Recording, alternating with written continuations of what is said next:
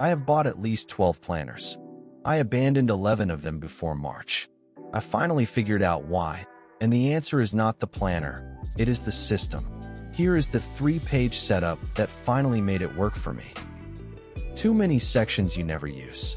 Complexity kills the habit. No daily ritual to anchor the planner to your actual life.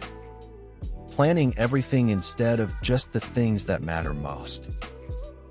Monthly overview for big picture deadlines and appointments. Weekly layout showing what is happening each day.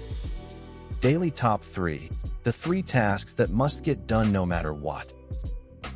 Review last week and move anything unfinished to this week. Add all appointments to the weekly view. Pre-write your top 3 priorities for each day before the week starts.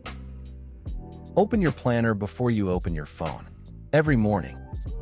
Read today's top 3 tasks before doing anything else.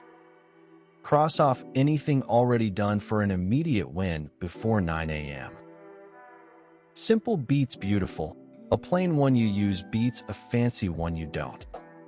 Undated planners let you start right now, not January 1st. A free printable planner you customize beats expensive pre-made systems. The free printable weekly planner in the description is undated, simple, and has exactly the 3 pages I described.